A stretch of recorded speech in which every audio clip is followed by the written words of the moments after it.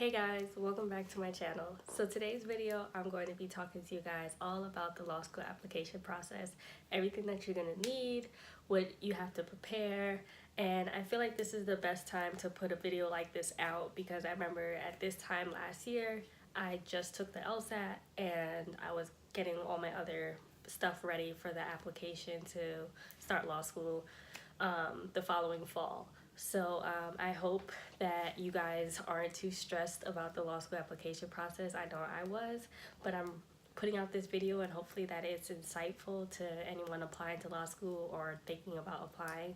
I definitely will give you guys things that I did, and I'll also talk about things that I wish I did or I got done sooner.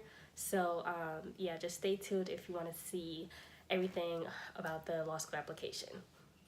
All right, first things first, if you're applying to law school, you do need to make an account on the lsat.org website. So it's lasc.org. This is the Common App.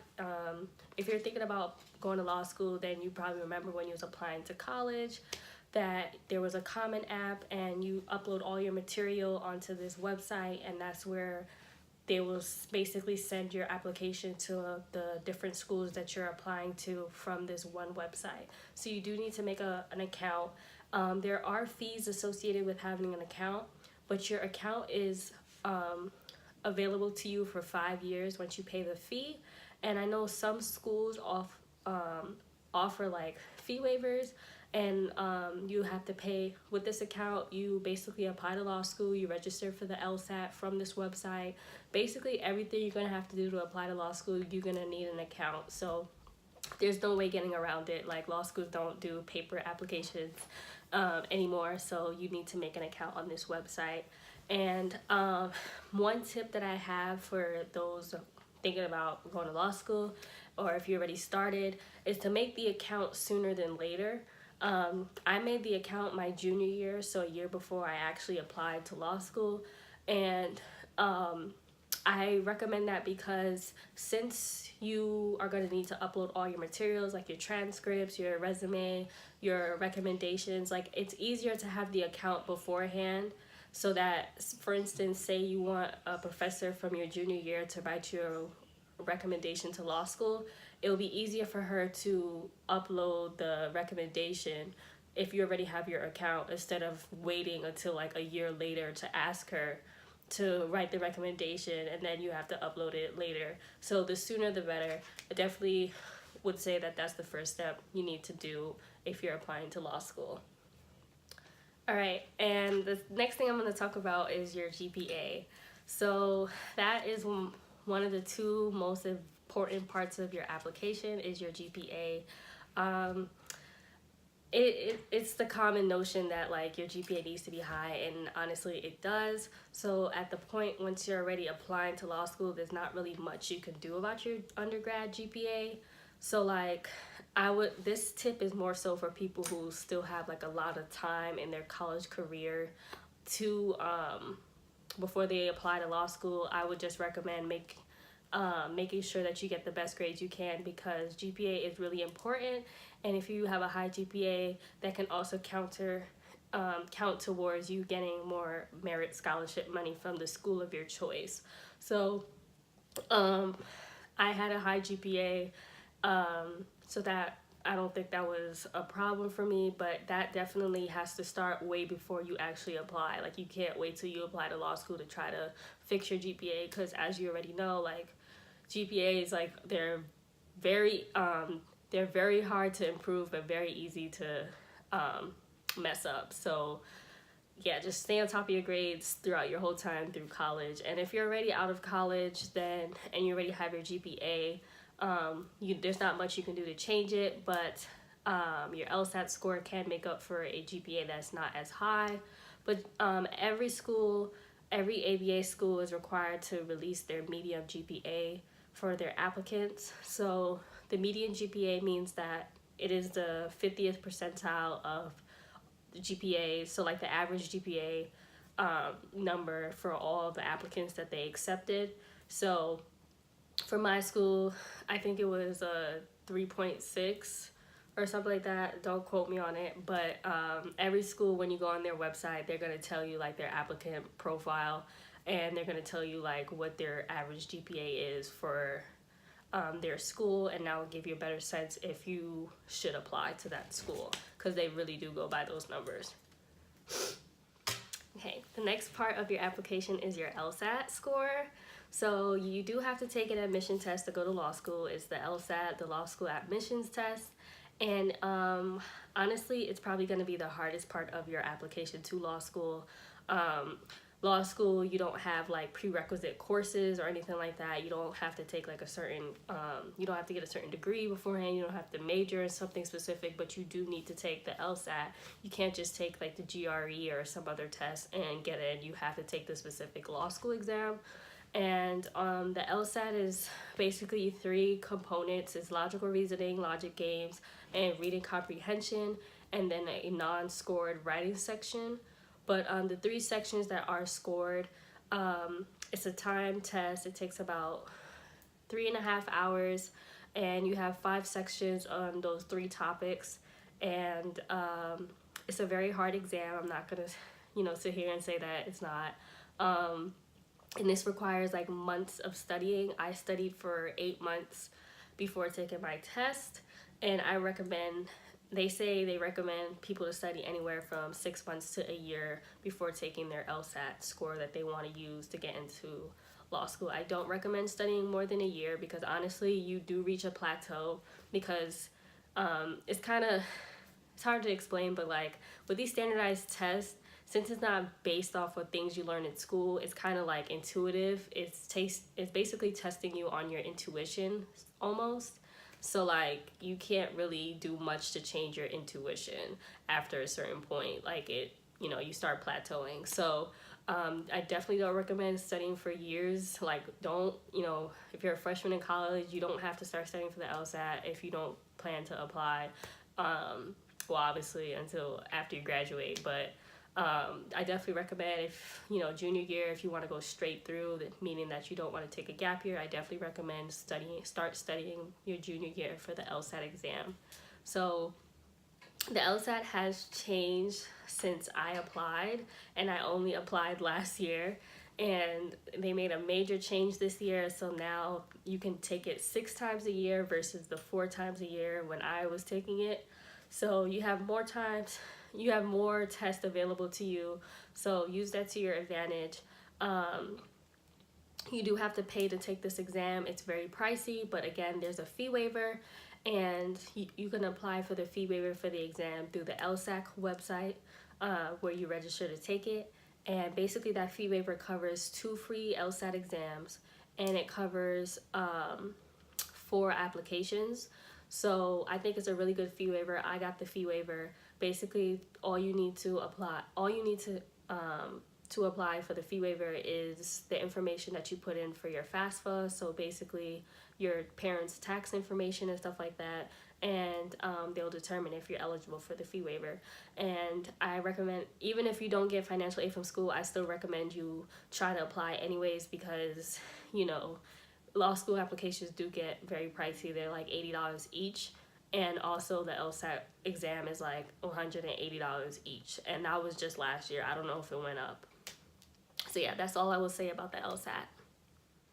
Okay, so the next part of your law school application are going to be your letters of recommendation. So I know almost like 95% of schools require letters of recommendations, and they require more than 1. So I would say the average that they require is 2, and they can take up to 4.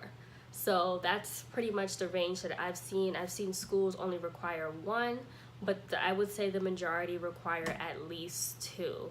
I got 3, and I sent 3 to all schools that I applied to.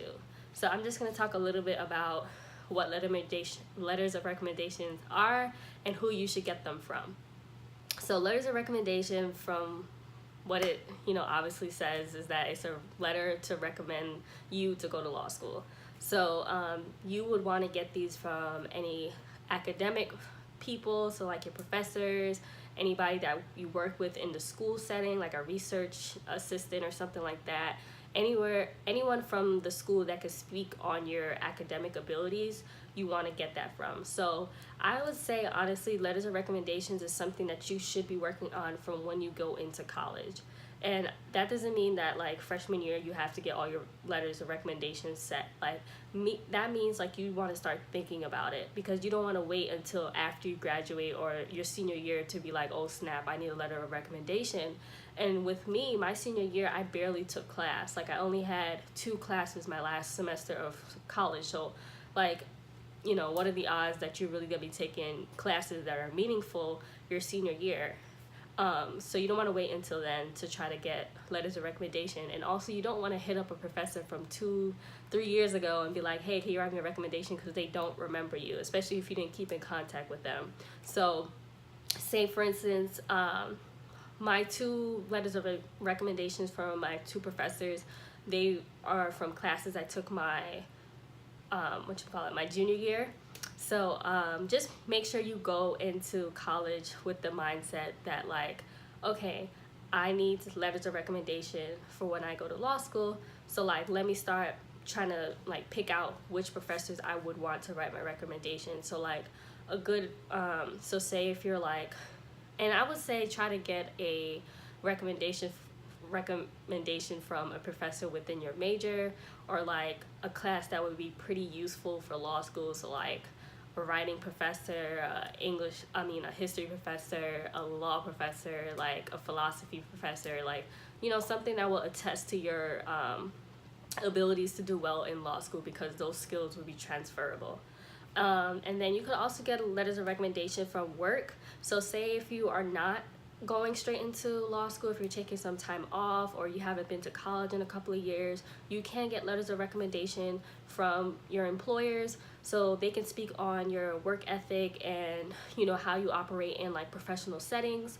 And those are all skills that law schools want to see, is how you are outside the classroom basically, and if you will be able to handle being a professional, because law school is a professional school. So you can get letters of recommendation from an employer. I would recommend try to get one from an employer or an advisor. If you did an internship, you can get one from like a supervisor or something like that. Like get like a credible employer to write your recommendation. Don't get like an assistant manager of McDonald's, like, not to discredit that, but like you want to show them that you've done meaningful work outside school. So yeah, that's all I'm gonna say about that. And then I had one recommendation from my athletic coach. So you can get a recommendation from like a coach or any extracurricular advisor, or if you were part of any clubs and like you want to get like the president or something to write a recommendation, just make sure whoever you're asking is a credible recommender. Like law schools would be like, okay, like this person knows what a law student is like and stuff like that, and if they have what it takes. So the reason why I asked my track coach to write one is because I knew him for 4 years at that point. So it's not like he could speak on my evolution as a person. He could speak about my character outside of the classroom. Like he's seen me at practice at 6 a.m. He knows what I'm like. He could speak about how I work in groups, how I'm a team player, and all this other stuff. Like he could speak on so many different character skills that I have that lawyers want to see, because lawyers really care about ethics. So like he can just basically vouch and say that I'm an ethical person, which sometimes your professors may not be able to speak about because you're just in class. So yeah, that's about it about letters of rec. Just make sure that you're asking people who law school admissions people want to hear from. That's basically it. The next part of your application is your resume. So your law school resumes are one of a kind. I thought, like, I kind of threw my resume together like the month before I submitted my applications, and I don't recommend that because I was just thinking that it wasn't a major proponent of your application, but like every proponent of your application needs to be crisp. So yeah, don't let any part of your application slack if it doesn't have to. So your resume should include, you know, the basics like your contact information, and then like your academic profile, so like your GPA on it, even though you're going to be submitting your transcript. Just it should list like any institutions that you've attended, like if you went to if you like transfer colleges, you want to put both on your resume, or if you have a master's degree, and you know, just list all your relevant academic. And then you want to put any work experience, and this is where you really want to like highlight your life outside of school. So you could put any work experience that you think will make you stand out. If you've had any internships, fellowship, if you've done any like significant research projects, if you've been a part of any organizations, this is where you can highlight your well-roundedness. So like if you have any awards, if you won anything, if you are in any like clubs or stuff like that, like you can make sure that you list all these things and talk about, just give like a brief description under each one about what you did at these different, you know, work experiences. So your resume should be 1 page, but it can be 2 pages for law schools. Mine was 2 pages because I had all my academic awards and stuff like that, like Dean's List, honors societies and stuff like that that you're a part of. You just really want to like boast about yourself on your resume, and put all that stuff in there. And then I had my work experience, and then on the second page I had all my extracurriculars. So like for me, since I was an athlete, like I really emphasized like how much time commitment it was. Like I put like we had practice 20 hours a week, and that wasn't including travel for competition, and like I said that we had practice 7 days a week. And you know, I just put all that stuff on there. And then I also put like the choir that I was a part of, the church I was a member of on campus and stuff like that. So you just really want to highlight that you are more than just a student on your resume. And I think that's about it. But just don't procrastinate, and make sure you have somebody like look over it. Like you want to have somebody look over everything, but like you really want to proofread your resume. Make sure it's like easy to read. Just like have somebody who would know what a resume is supposed to look like look at it. Okay, and the last part of your application is going to be your personal statement. So the personal statement was probably like the hardest thing for me after the Lsat exam. Like my personal statement took me like 3 months to write, because I just had like to keep redrafting it, and like it's really hard to write about yourself, and like in the sense that like sometimes you like undermine your life experiences and you don't think they're important, or sometimes you like overhype something that's really not that, you know, remarkable. So it's kind of hard finding a happy medium to talking about when you're like writing basically an autobiography.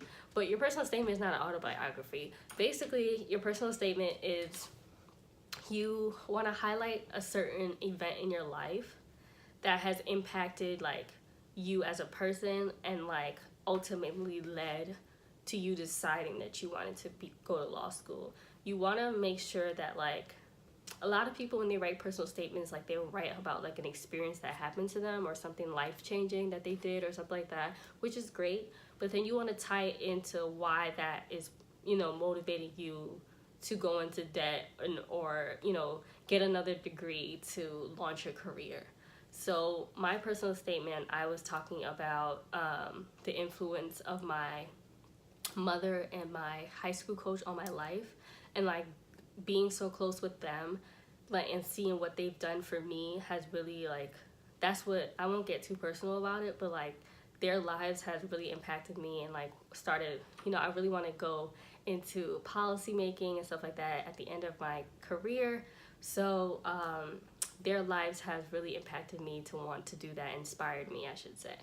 So you want to talk about something in your life, just pinpoint one thing on your resume, one experience on your resume, and like really get at it, and like really think about why you want to go to law school. And like that's what your personal statement ultimately should say. Like okay, like you don't just talk about like how good of a person your mom is and how she inspires you or whatever. Like, what about your relationship with your mom is important for law school?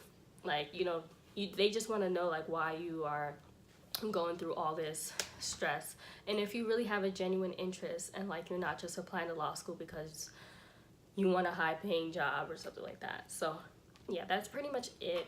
Personal statement needs to be your best piece of writing at this point in your career. It can't have any organizational errors. It can't have no grammatical errors. It can't be, they're very strict on like the page limit. So like you can write one personal statement and send it to all different law schools, but just make sure that if you're gonna name drop a school, you change it for each application. So like I definitely recommend keeping it generic so that you can send it to all your schools. But like if you really want to go to one particular school, you can, and you have like a legitimate reason why you want to go to that particular school, then of course you could put that in there if it flows with your story. Don't just like throw it in one paragraph and it doesn't even like flow with your story. It needs to just be a story that's like really well written and is genuine. Don't make up anything. Don't use quotes. Like you can use anecdotes, but don't use quotes from other people because they don't want to hear about other people's insights. They want to hear about you and your life and why you are a outstanding person. So yeah, definitely recommend you take your time with your personal statement. I would recommend write your personal statement the summer before you apply. So applications open in the fall. So most applications for the 2019-2020 school year has opened already. So like, if you're not applying this year, if you're applying like subsequent years, definitely recommend giving yourself at least 2 months to write your personal statement because you will be going through it over and over again. And you should, because you want to make sure it's on point. So yeah, that's all I'm going to say about the law school application. I hope this was helpful. And of course, if you have any specific questions pertaining to you applying to law school, then definitely leave a comment down below. And if you have any suggestions for further videos about law school, then leave that below too. Please like, comment, and subscribe, and I'll see you in my next video.